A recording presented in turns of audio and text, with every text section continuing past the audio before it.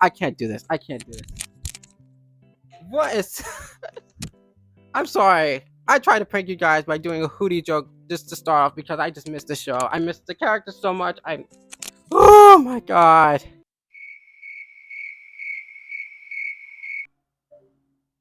What the? Yes, I can hear you. What happened? I don't know. I tried to rework some my mic, and it's just like shit happens. Oh god, man, you missed out. I literally No, just started a joke by trying to impersonate Hooty. Oh. Yeah, you missed out.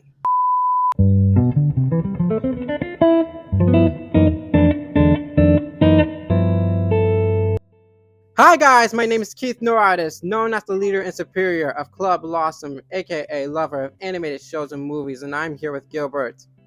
We're humans, but better than this. Golly. Colby. I will get those credit out of girls. And Lazy Bones is about to show up late, so we'll wait for him once he shows up, though. It's okay, but first things first, man. How are we doing this lovely Monday afternoon? Well, as I say, almost every day, it could be better, you know, but I feel like that anyway. So, I posted a tweet not too long ago saying of how Peaches from the new Mario movie is the new We Don't Talk About Bruno, and the comments were a bit divisive, one might say. Like in an argument type of divisive type of way? It's like them saying that, oh yeah, no, because Peach is better, or no, shut up, they're both dumb, or something like that. There's one comment I never thought I'd get a reaction from. A user, Jake Neutron, he quote tweeted me and said, Mario, is it though? I'm pretty sure Jake is gonna ratio me soon, but I'm not even mad. I just didn't expect. Like, I got some likes from some animators or artists, but I didn't expect Jake to just I don't quote tweet me like that. Like, hello. Hey, thank goodness you're here. Yeah, sorry about that. I just got out of class just now. Oh, okay. So yeah. And I've also seen Lackadaisy, the new indie animated pilot that takes place during the Prohibition era. People are liking the Lackadaisy pilot. I need to watch the Lackadaisy pilot. Like, do not spoil it to me because I know people are saying it's good. I have to watch it just to see how good it really is. So I have to get right to it because recently I just started watching Hell of a Boss. Yeah. Like since the first episode? No, I'm already finished the fourth one. Already finished 4 episodes. It's been a while since I've seen Hell of a Boss, but it's like I understand some of the criticism when it comes to you know, the humor that they use in the show. Lots of cursing and all that, but I think it makes up for it with all the very artistic, I can say. Like some bit is funny, other times, yeah, I mean, kind of unnecessary, I'll admit, but it's still kind of fun. Yeah. Oh my goodness. With that being said, we should get to the biggest, juiciest part of them all, finally. Luckily, Lazy Bones, you're just in time for the recap, the dissect of this Owl House episode, and I can't believe it's the last one. Watching and Dreaming. Man.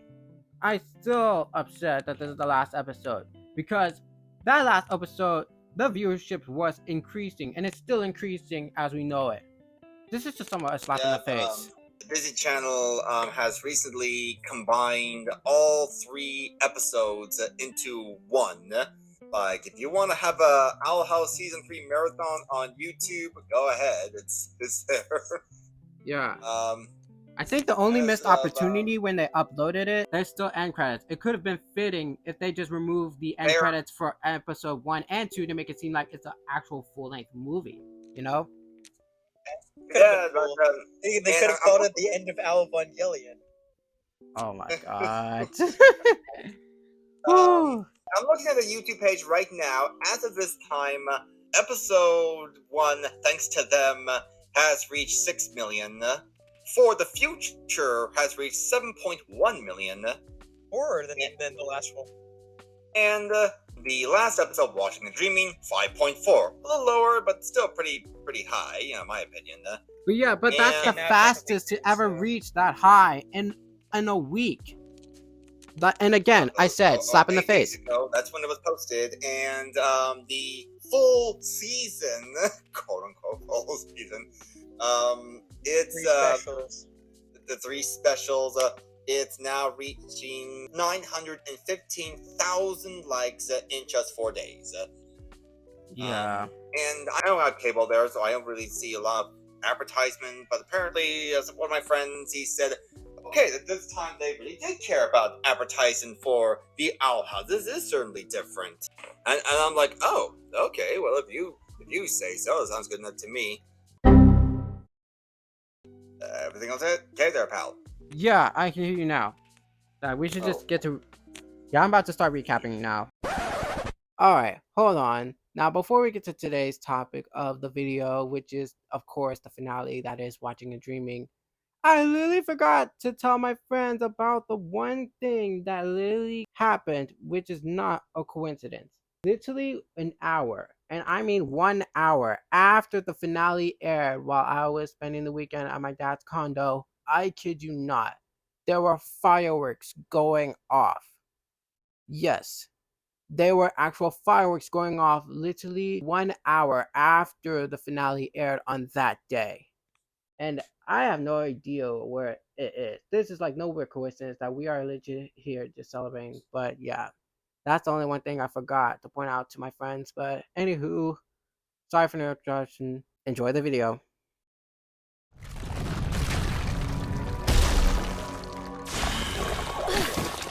What's wrong with my magic?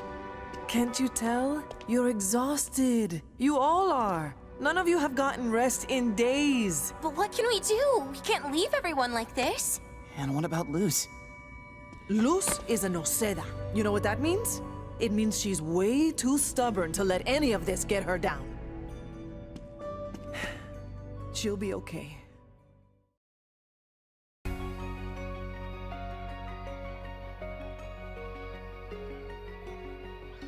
The Owl House finale starts immediately as the gang celebration was short-lived by the angry collectors, separating Luz from her mother and friends and teleports her, Ida, and King in their most traumatic nightmares.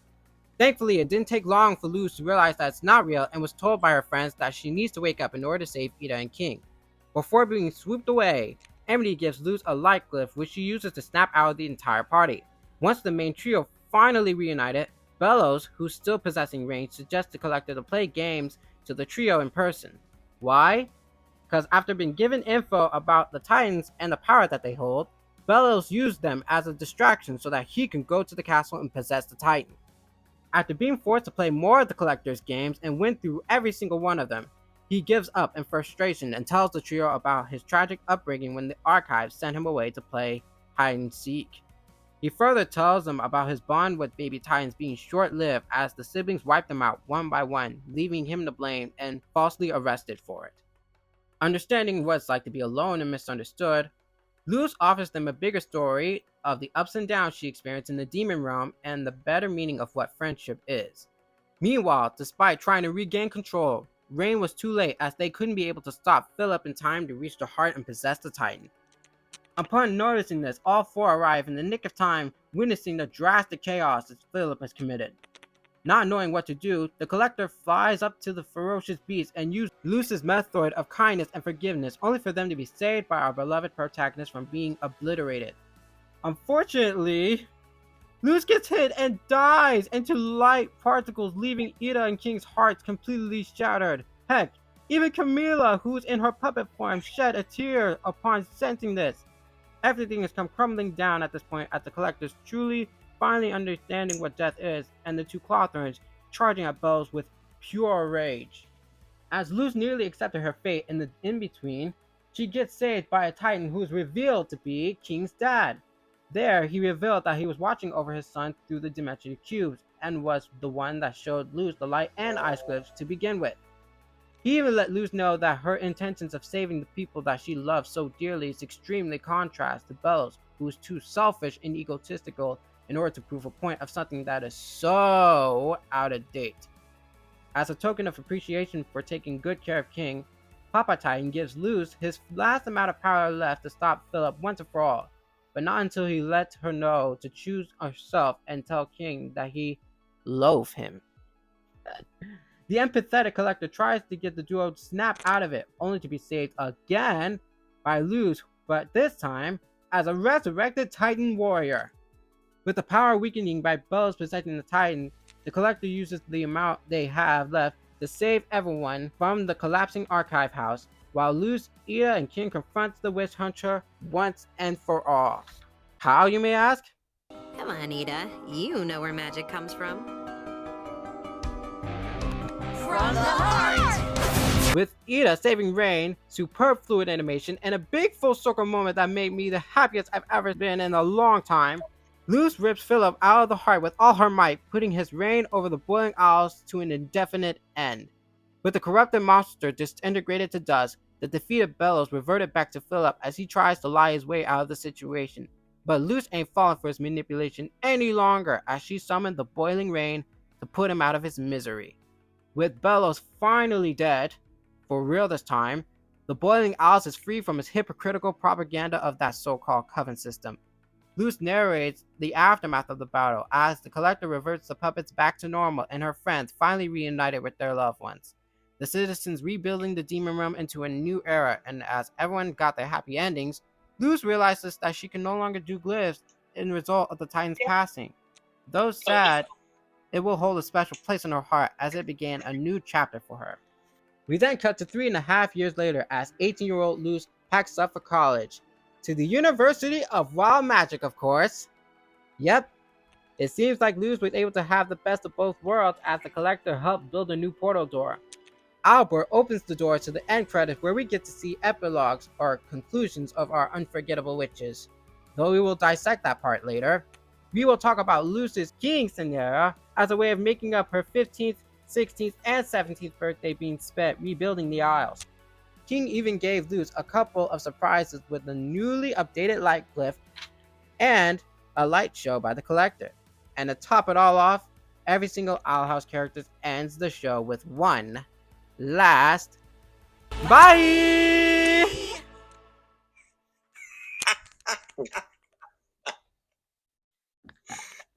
Oh my god! I just want to say one thing, Keith. I want to say one thing, and I mean this in the nicest of way. I was right. I was right. They would end it with saying bye. Between the demon realm and Earth. I was right from the last session we had with the Owl House. I was right. Maybe not 100% of how, but I was right. See, Star, that's how you end a show. Yeah, Oh, apparently. no, I'm not gonna play this game. I'm not gonna play Star sucks and all that. No, we're not doing this. I'm not doing this. I had enough. Since that show ended, I've been hearing nothing. But discontent that with meme? Star, and it's always that moment. Yes, it was imperfect. Okay, it was not a great way to end things. I will admit that. But come on. Yeah. Yeah, I've honestly forgotten about Star Versus since it ended, and I guess I guess that and the finale didn't infuriate me as much as it did for other people, but it just did not leave the same impact, and maybe that's just because Owl House and Amphibia came out right after that and just ended way better. The last season, admittedly, not the best, but I still had a decent time. I did a marathon of Star Versus. I still like it, but I just wish you can have at least a miniseries ending or a TV movie or something. But I guess that's just the way it is, I guess, and just be happy with what I got. Okay, Yeah. I am quite finished with Star. Yeah, let's forget about Okay. Star. This is the Owl House we're talking about.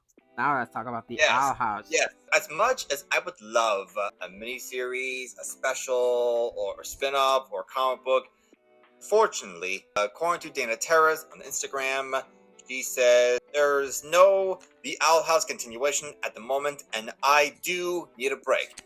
But I don't like closing myself off to any possibilities.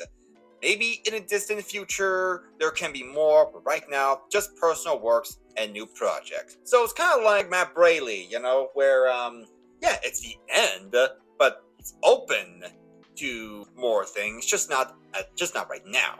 It's also a big maybe though, because Disney TVA department is not one of their big priorities. They're more focused on like their theme parks and movies and franchises, and like, do they really ever acknowledge their TVA shows besides like Phineas and Ferb, I guess? Yeah. And to be fair, Dana has been working with Disney ever since she was a storyboard artist for Gravity Falls. She's been working a lot, and despite the ups and downs she had to experience in that company, Disney TVA, she pretty much deserves a break. She gave us a very special, satisfying conclusion. She deserves it. She needs this break. Especially after the hand that she was dealt with. But as for the finale itself, I was on the edge of my seat almost the whole way.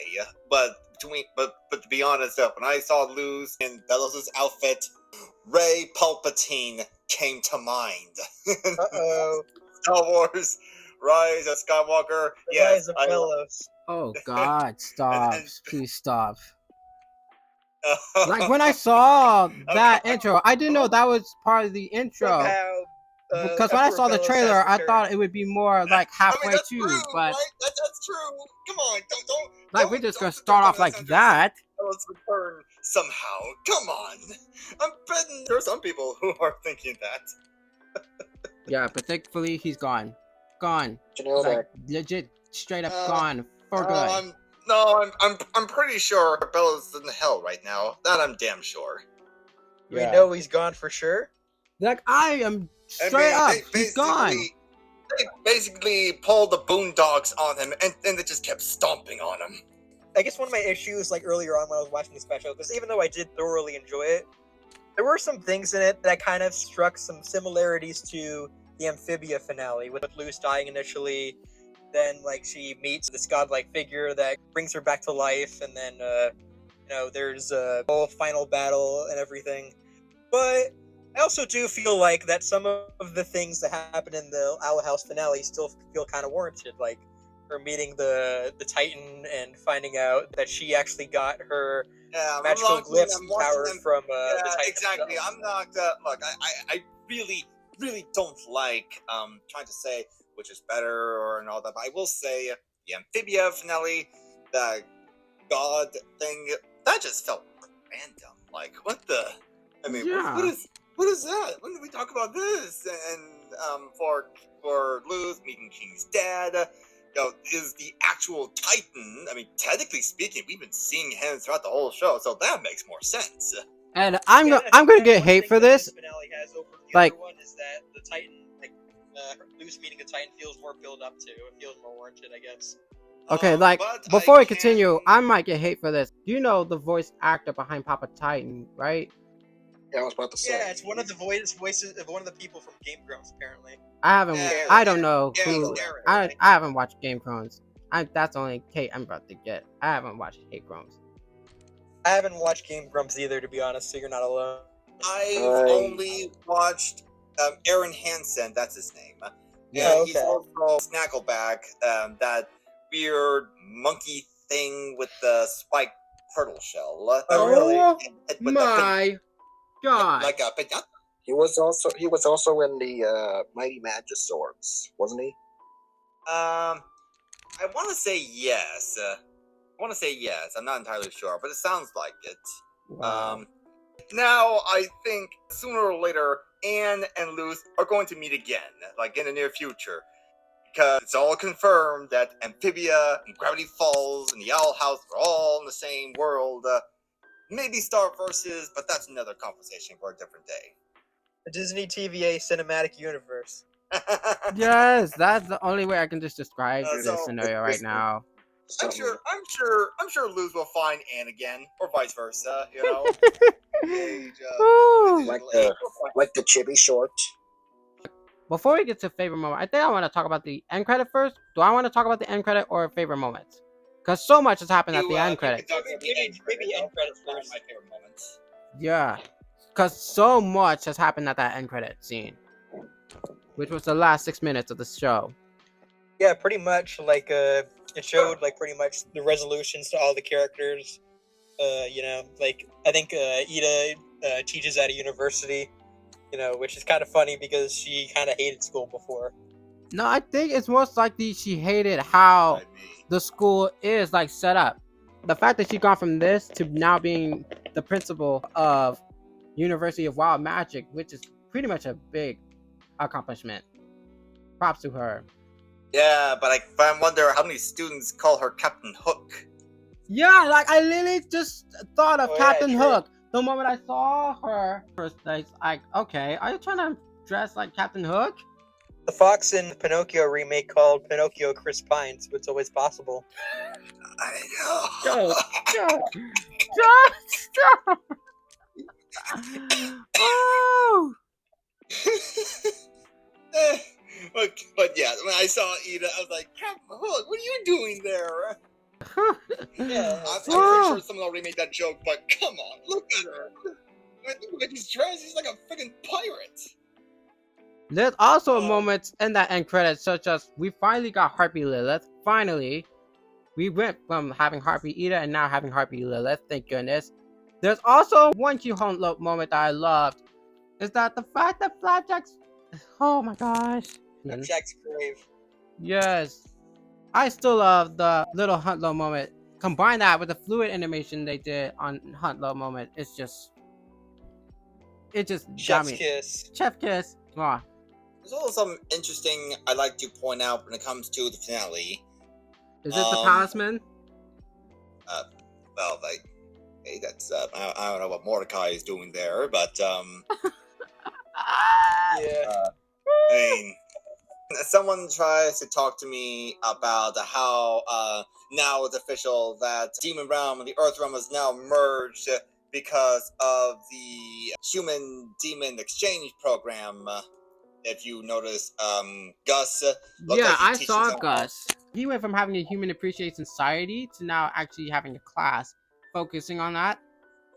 I will acknowledge that, yeah, it does look like he's trying to do that, but on the other hand, it's not exactly. And now, Gus looks like Kevin from the Round Table. I know, right? Doesn't he? Like, I kept rewatching it, and all I can think of is Ostrich Vox in my mind. But I would like to point out, when it comes to quote human demon exchange program, that it's more one-sided. The dimensions aren't merged or anything, or have any exchanges, anything to share with each other, because if you notice in Luce's pictures, the only thing like a human would see is a freaky bird thing, Hooty, you know, and they get freaked out. That exactly tells them that no, it's okay for all these demons to run around in Gracefield. No, it just sounds like Gus is teaching the class so they can go into the human realm. So that way they can give them a heads up of what to expect. And Give them a heads up. I wouldn't exactly call this an exchange program. Maybe Earth Teaching 101 program. Earth Teaching History. Yeah, history. There you go. Not to mention that, do you see any human in Gus's class? I don't think so. No. As no humans meeting the Boiling Isles besides Mila. Exactly. So it's not an exchange program. It's human society teaching at best. Yeah. Still good. I commend him for that, but still, you know, workshop the name, man. You can sell all the t-shirts you want. I guarantee anyone in the human realm will have no idea what it is. Pretty sure they'll think it's some sort of weird indie band. Yeah. I like the Lumini kiss at the end. That was cute. Oh, let me just address this. It's like this point. Dana is just giving a middle finger to Disney, because in this finale, we didn't just get one, but two same-sex kiss at that finale. One obviously from Lumini, and the other is from Two Willow's dads. That's just Dana giving Disney a slap in the face. Faster? I think that's just one response I've read. Oh my god. And another thing is also pretty funny, at least in my opinion, of how Hunter, he went from having an evil uncle to having a loving mom, Camilla, having 2, maybe 3 dads. And he is now a member of the Nosetas now. Yes, yeah, I'm so happy for her. I see her in the picture. She's playing baseball now. She's pretty good, apparently. Yes. Yes, we did it! Woo! I am willing to bet that Gracefield is one of those towns that has a sucky sports team. That's my headcanon, and I'm sticking to it. Before we get to our favorite moments, we can just all agree we can just rate this episode a 10 out of 10, 100, I don't care. We can just all rate it 100 at this point. With Yeah, that, I'm going with 100. I know it's Give not it- perfect objectively, but I haven't felt this kind of destroyed, but also uplifted by a serious conclusion since like maybe Gravity Falls actually, yeah. Oh. or I guess like Sozin's Comet from Avatar: The Last Airbender, but you know. Oh, I forgot to mention one thing about one of the character resolutions. Amity reunites with her dad, just as Odalia is just looking at them from the other corner, like, yeah. Why who is needs she that? even Yeah, here? I seen him. Despite for Yeah, I 2 was looking at- seconds. I remember more Mark's comic of how she owns the house. You know, she's got a contract, and he was like, "Oh yeah, who's gonna enforce it? The Emperor's covenant we just overthrew." I genuinely believe that happened. That happened. Oh my No way, you god. can't tell me that. Yes. It might have happened All we off can- screen, but all we can do is deport her or something. And that's for the villain's defeat. We got Velos, who died in a similar way to Toffee. He gets burned alive, turns to goo. and no, then he gets didn't get burned stepped on alive. by- It was a boiling rain that melted him, which I can say was one of my favorite moments of the show. The fact that Bells literally He's tried like, to guilt trip his way out of the situation, and Luz just, like I said, Luz was literally just standing there. Who can blame her? After everything she's been through because of this one guy, she has nothing to say to him. She just summoned the boiling rain and let nature take the rest. You know, honestly, this kind of reminds me of Star Wars: The Clone Wars. Honestly, Oh, I thought you were going to say Batman because you tweeted out about what was the phrase that Batman said? Like, I won't kill you, but I don't have to save you. in which Batman movie or film was it? Oh yeah, that's right. That's from Batman Begins. Oh, Yeah, Batman Begins, a great movie. A lot okay. of people even knew what I was talking about. Yeah. You know, Batman, he didn't kill him, and Ra's al Ghul dies in a train crash. But in this version, this actually reminds me more of Star Wars: The Clone Wars more than anything, where Obi-Wan has the opportunity to kill a slaver, and he said, "You won't kill an unarmed man. You're a Jedi." And then Captain Rex threw a spear at him. Oh Rex God. said, "I'm not a Jedi." My God. Just exactly what Ida, Rain, and King did. I mean, I remember like there was like that kind of theme in the movie where they're asking themselves like, if we want to destroy the people, if our goal is to destroy the bad guys, like they're trying to destroy us, doesn't that make us as bad as Belos? You know, Oh, that's always interesting philosophical question. I mean, on one side, they're trying to save lives, you know, trying to make sure everyone gets freedom and equal rights. On the other side, you got a genocidal maniac with backwards view who is literally mad because his brother left him for a woman. Like I said It sounds before, like they're Big Bro got completely a two college different girlfriend and contrasts. the other got upset. I can literally tell you who's the real bad guy here. And Philip just doesn't. It's like one of those people that just doesn't care about anything but himself. I think Emperor Belos was actually modeled after Donald Trump. I can say that now after he's being criminally investigated. We're gonna make Boiling Isles. We're gonna make it great again. Okay. You know Oh. Boiling Isles great. Plus, I've I bet also that liked the Emperor fluid. Belos actually paid off hush money to a foreign actress just so he could keep his wild magic and destroy the Isles. Oh no. Speaking of money, I just love the amount of budget they were able to get on the fluid animation. Like, I knew we were able to get the fluid animation on the finale with the fight scene. It just blew me away. In a moment, I've heard of Lucy's like redoing the similar scene of the very first episode of, like, you know what I mean? I'm the good witch, Luce, you know?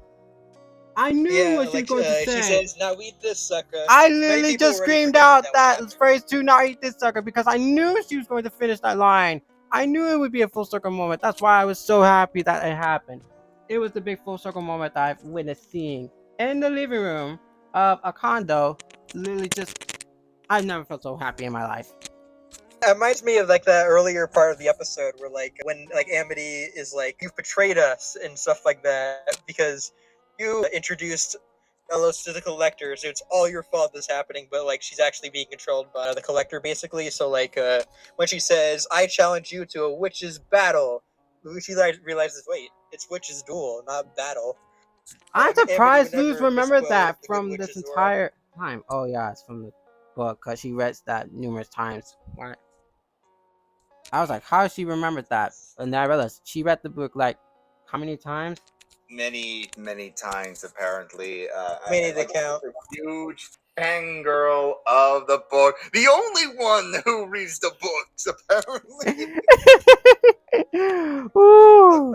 I'm not making fun of Amity, okay? I am not making fun of her, okay? It's I'm sure it's a good book, probably less offensive than the a certain Harry Wizard Potter book. Yeah. But it's also pretty funny of how they said no one's buying his hurt.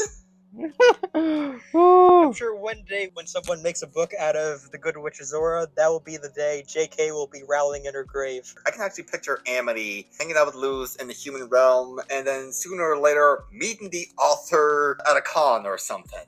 Not the fake meeting where it has Tiny Nose and Tibbles and Bartholomew. That was one of the only problems I had with this finale. It didn't have a proper resolution for Tibbles, the best character of the show. He's lucky he's not on somebody's dinner plate. Unlike that one frog in Amphibia. It's dark, man. These shows are getting dark. That's the whole point of the Owl House. The Owl House had some like dark lore, dark humor stuff. Oh yeah, there were a lot of dark moments, especially like when Alos is basically like taking over the Isles with like skin, or not a skin, but like he's doing some kind of dark magic to basically spread his I don't know how to describe it, but he's basically kind of just the dark imagery of like some of the scenes in the episode are pretty gruesome. It is pretty disturbing of all the length they'll go to, even using magic that which he supposedly hate to get to it. And what do you think is going to happen to him when he actually makes it into the human realm? They're all looking at him as literally a monster. Like a literally psychopath. Like 10 times worse as Jacob. And even though Bellos was evil, the true villain all the time was Disney. Gilbert, I'm going to guess your favorite moment. You can go ahead. I'm about to guess your favorite moment from the finale. I feel like the favorite moment, like your hilarious moment, is the scene before Luce's death when the collector tries to reason with Bellows. Because of another show happened, refers to another show. I am surprised that the collector didn't break into a song. It felt like... And then Bellows is looking at the collector and he's like, that was weird, and just blast him. I knew it! I know people have been saying, see, the Owl House did it in Steven Universe and yada yada yada. No, this is a completely different scenario. Some people were thinking it was a jab at Steven Universe, I think. Yeah, it could be a jab at Steven Universe, but come on, these artists and animators and all that, they don't have beef with each other, okay? And not to mention, it's a completely different scenario. When Steven did it with the Gems, he has relations with them, or at least his mom had relations with the Diamonds, and he tries to reason with Spinel, who is clearly hurt. Like, she has, I'm not saying what she did was right, but certainly she was hurting on a personal level. Yeah, like her reason of doing these stuff in the movie was reasonable because deep down she's really like tormented, like she felt betrayed. Now, Bellows, on the other hand, he had no love in his heart, no love for the collector. He has nothing in common with Luz. He has no relations with her or anyone there. Like, again, Steven, he had a chance to stand up against a Diamond, or at least had a chance to reason with them. The collector did not. Not to say. I mean, it was fun to watch him try. You know, he's trying to. I mean, this is more on the collector's part than Bellows. Bellows was never going to change. We all knew that. It's the Yeah. collector who had the opportunity to change. Yeah, I mean, because at the end of the day, he's like a kid that doesn't know better, right? Yeah, not every situation is different. Like the diamonds, it's a lot different than what Bellows. Yeah, Yellow that, House teaches us that violence is sometimes the answer. And also, like, the way that Bellows tries to trick Luz at the end by, like, turning back into Philip and saying, "Oh, thank you, Luz, you've turned me back to normal, and now that horrid, like, curse on me has made me good again." Then, like, the rain, like, starts boiling on him, and he says, "No, help me! I I'm knew not he was actually faking it Bellows." because he's been faking it numerous times, manipulating numerous times. I knew, like, the moment he talked to Philip about, oh, thank you, you freed me. Oh, like, there's no way. Like, I knew he was full of it. Bellows is the kind of guy who would literally slip on a pair of glasses and say, "You wouldn't hit a guy with glasses, would you?" Oh, Tell me he wouldn't do that. Yeah, before you told me that, I just now realized the joke, and I just realized what the joke is. I would say the Owl House overall was a great show. It had a lot of good message and themes, and especially when it comes to LGBT diversity. Like overall, a great story. And I know that we're likely not gonna get spin-off anytime soon. I hope we do. Like I know Dana's open to it, but in the Yeah. meantime, I'm glad we got what we had, and I'm still looking forward to all these new potential new shows coming out in the near future. Like we still got Ghost and Molly McGee, Moon Girl and Devil Dinosaur. If you're into that, I mean, I would like to have a discussion about KIF, but that's all I have to say. I like the Aaron. I mean, King's dad going, "I loaf you," the king. Yeah, Or at least- yeah, it took me some time to realize that was a bread pun. I like the part when Lilith reunited with Hooty. Wait a minute. I just realized something. It could be unrelated, but I just realized something. What? When you say "I love you," it actually reminds me of film theory. Well, years ago, he did a theory of Attack on Titan, what exactly are the Titan made of, how they work, and he talked about how the Titan's growth is similar to yeast in bread, of how it's able to expand. And he said, "Bread is Titan, people." Oh my god, I feel like Dana must have My watched gosh. that video and just took the bread pun. That explains the bread pun of the show. That explains the bread puns. I don't know if she's seen Attack on Titan or film theory, but the coincidence is just it could be unrelated, okay? It is likely unrelated, but that killed me, and I just realized that now. Yeah, me too. One thing I would be curious about would be how does King become the next Titan? That's one thing I was kind of wondering near the end. Well, he's growing. Yeah, he's growing. I guess it'll take about 1,000 years for him to, I guess like become like his father. It's just sad for me the fact that the show's ending, because I'd be straight up honest with you. I started watching the show on 2020, and the show pretty much helped me through my depression era during quarantine. I started watching in July, and boy, I was stimming joy. Every time I see the characters, I would just stim like pretty much joy.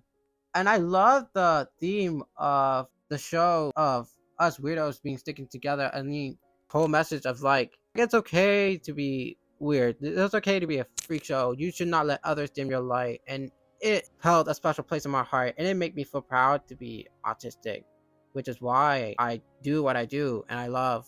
It helped me a lot, you know? And again, what makes some of these shows amazing is how we can connect with these characters. Now, I'm not sure if I have any personal connection with the characters in the Owl House per se, to be honest, but I've certainly seen a lot of myself in shows like Dead End, Carnival Park, and She-Ra, and maybe even the Ghost of Mother McGee too, with the girl, the new neighbor girl, June. I just kind June of Chen. say things like out loud, and like I do that too sometimes. But that's what I love about the show, and I'm glad that a lot of people have connected them, or at least understand them, and taken the morals of the show and themes and take it to heart. Like, you should not be ashamed to be who you are. I mean, as long as you're not like Fellas. or anything. It's I was just. It's a long story. It's a long way to say it's okay to be yourself. Can't believe it's over. It's done. Yeah, I can't believe, like, this is the last podcast video discussing about this. And yet, again, despite all of that, when it uploaded into YouTube, the viewership just keeps getting higher and higher as we know it. I hope that Disney offers an apology one day, but knowing the stubborn company that they are, I wouldn't hold my breath. Yeah, it's too little too late. Well, Dana upped her bags and left. And who can't blame her? all we can do is support the creative minds behind these shows and support whatever Support they their do, and their work. Yes, as Dana said, she's got some personal projects working on, or at least taking a break while working on these projects. Can't wait to see that. And I know, and I think a few of these people are working on different shows. I think Rebecca Rose is now working on Haley's on it, an upcoming Disney show. I think it's supposed to come out sometime this month. I can't wait to see that. I don't know all the artists behind these shows, and please point them out to me when you can, so I can view some of the arts they've done. But in this current climate of potential strike in the world and how some of these people are mistreated, again, we need to have their back. And I hope we can all get behind that. These people make our favorite shows and movies, and they deserve nothing but the best. Yeah, I can agree here. Especially with the way that animation has been treated by streaming services and TV networks since the past year. It just feels so odd to say that Disney is better with the animation. It's not perfect, okay? We've all heard some stories of how they're not recognized because there's still signs and sick petitions to get Disney to recognize that unit. There's still struggles over that, and even then, it just pains me. I watched these cartoon shows since I was literally a baby, and to hear all these stories of these people just getting kicked to the curb, it hurts my heart here. Ever since I created Club LASM, I've been starting to love and appreciate the medium even more. And with all that said, the Owl House, as of now, season 3 is available to watch on YouTube, while the full series is available on Disney Plus if you have that. For you viewers watching this episode, if you want to see more Owl House in the distant future, maybe consider watching them. Watching the specials when they air on YouTube, TV, whatever. Yes, put on a please. marathon, let it play in the background or something. That's what I do some of my show when I'm working. Like I was literally listening to the Ghost of Mother McGee while I was playing Jurassic World. Whoa. You said that if we were to ever get more, you said you would want a spin-off, right? Oh, golly. With that being said, thank you, Dana Terrace, for literally just giving us a show that we all felt connected to these characters, and we're starting to invest more into the story. Like, I never invest on a story more and have that much excitement to see than the Owl House, and it's just sad that it's over. And despite being kicked to the curb, Dana still somehow managed to fit all 3 specials into a big, like, tremendous conclusion that we have, and for that, thank you, Dana Terrace. Thank you, Dana Terrace. Well, let's not forget, not just her. She had an entire crew working on the show alongside her to make everything work, and we appreciate Dana, but it would be impossible to do this without her team. that being said, oh my gosh, make sure to drop and like and subscribe. Click on the notification bell so that way you won't miss out on any more of the future content for us. And I can't believe this is the last podcast video we're discussing about the Owl House.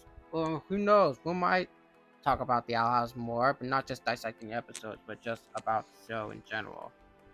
But anywho, how about we just all say bye together on 3? Yeah. Yes. All right, everyone. On the With count of that 3. said, I bid you peace. 1, 2, 3. Bye. Bye. Oh. Or a sound does something like that, huh? Yes.